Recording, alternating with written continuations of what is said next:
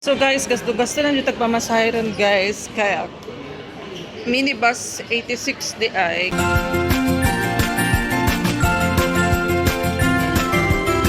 So guys, gasto-gasto lang yung tagpamasahe guys. Kaya minibus 86 di ay kay gikan na siya sa cruise. So diri lang siya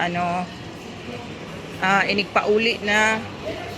So dili ko to siya kuan kay nakita na ako sa board walay paadto dito sa sa Kaitak Cruise. So last na to diri guys is sa Diamond Hill na lang, tapos ato jutag sa Kaitak. So try so karon nagpasayang-sayang na pamasahe.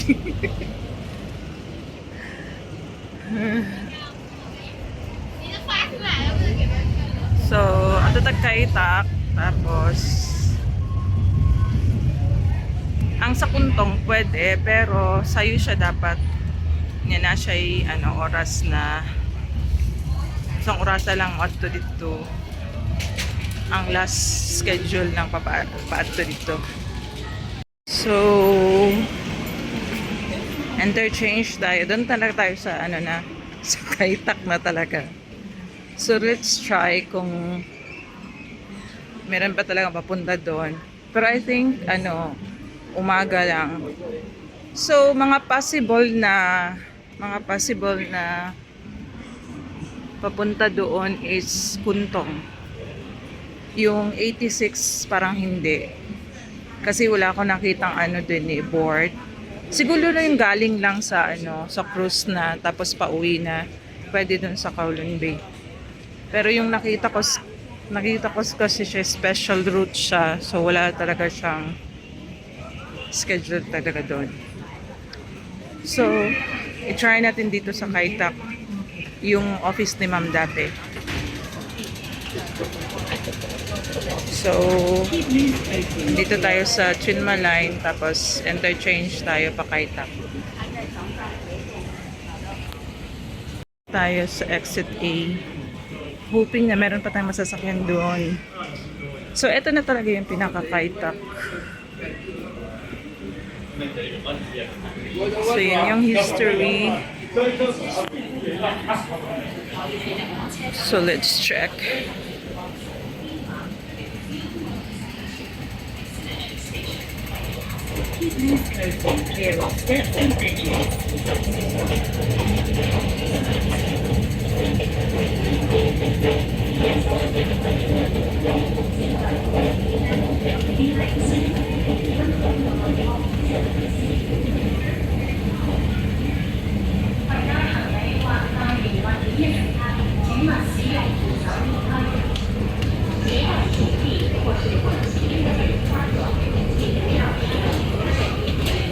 So tingnan natin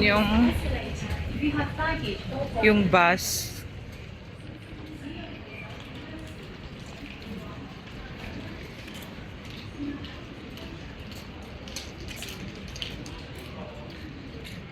Uy, bakit may flight? Kuno.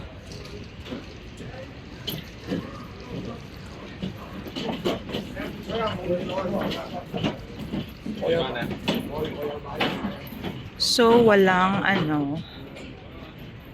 walang bus ata.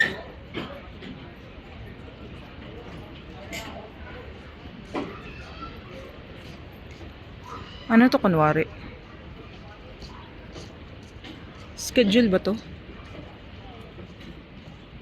KT Kaitak gate close. Hi. So design lang pala to na totyo ako. So saan siya yung bus?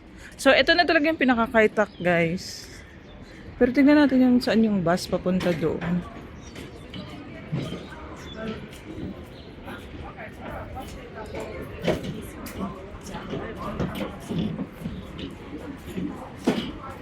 So yung design niya talaga parang airport.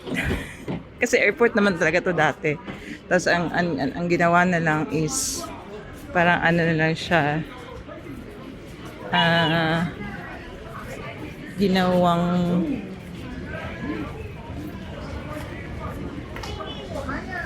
ginawang pasyalan.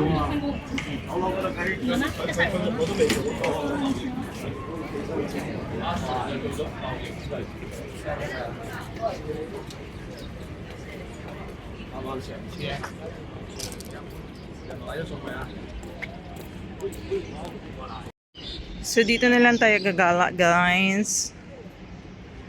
So let's explore na lang Kai Tak Station. So dahil hindi na ako makapunta doon sa ano, sa mismong Kai Tak runway. So next time, dapat pala maaga para may schedule siya ng ano, papunta doon. So this one, guys, old airport din to. Then they design it to become more, ano ba, parang para puntahan pa rin siya. Tapos ang design niya parang airport talaga. So yung nakita niyo una, ano lang pala yun, board lang pala yun. So hindi pa tatapos. Dito yung office banda ni Amo.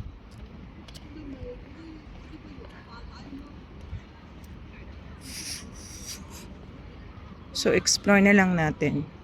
So itong facilities na to, guys, ay open din for public. So merong iba na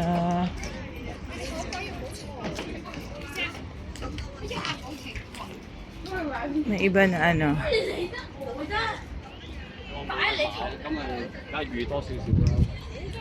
may iba na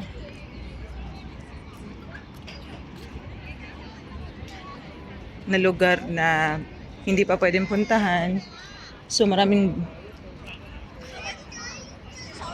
dahil hindi pa tapos, kagaya yan, ewan ko kung anong building yan. So this one is park. So hindi na tayo nakapunta ng runway. So next time na lang, agahan natin. Wala, nagsayang lang ako ng pamasahe for today's video.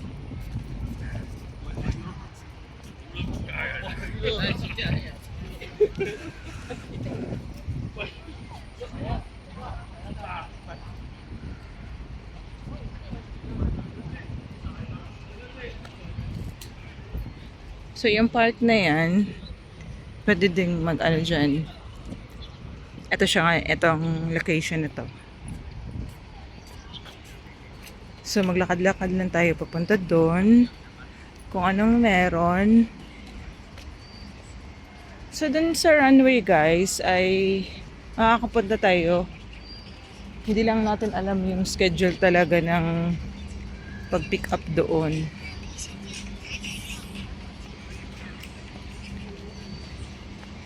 So next time, dapat maagang pumunta doon.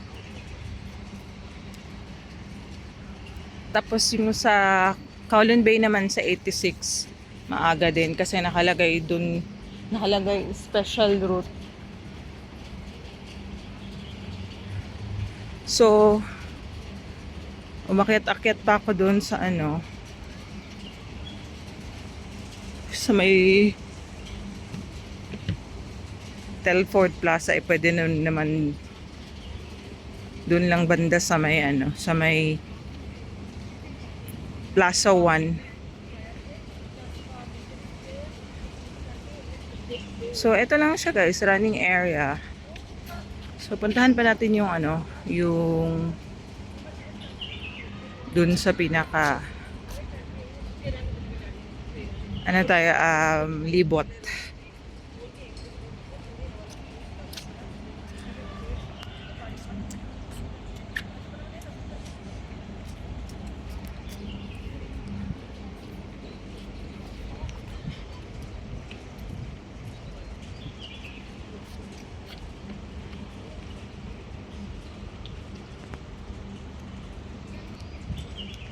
So, ayan, libot tayo.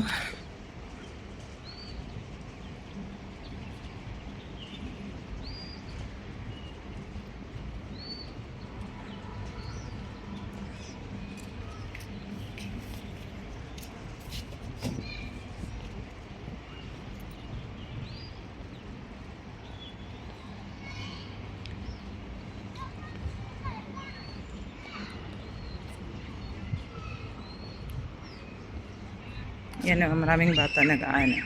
So, hindi pa fully, meron namang ma-exercisean.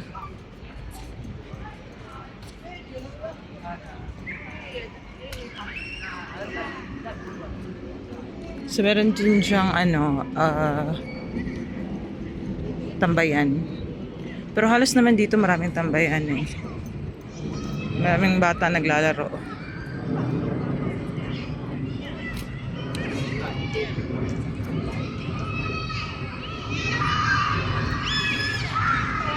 So, doon may playground.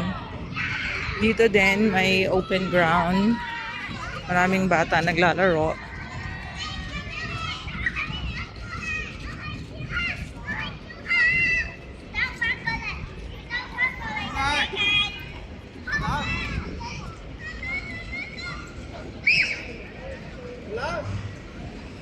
May exercise for the elderly. Ganun din, maganda din siya. So dati hindi ko to siya nalilibot pag pinapapunta ako ni Amo dito kasi meron lang naman akong dadalhin sa office niya, then balik. It's my first time to come here na ma-explore yung lugar. Na ang bala ko sana ay pumunta dun sa Kaitak Runway. Pero yun nga, hindi tayo.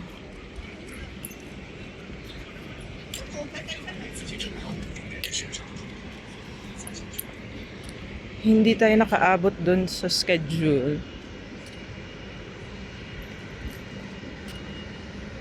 So, ang lugar ano siya, Kaitak Avenue Park. So, ito yung design.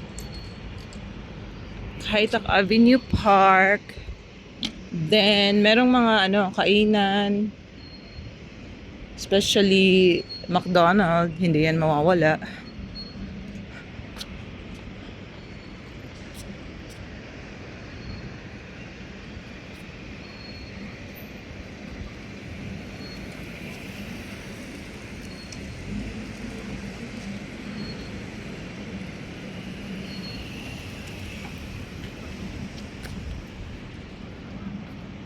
So, umikot lang ko guys. So, paikot lang to sa Kaitak Avenue Park, tapos MTR. So, may pupuntahan tayong ibang park din. And, maganda tong tambayan nito guys. Pero during summer, wag dito pa, hapon maganda dito guys. So, thank you guys.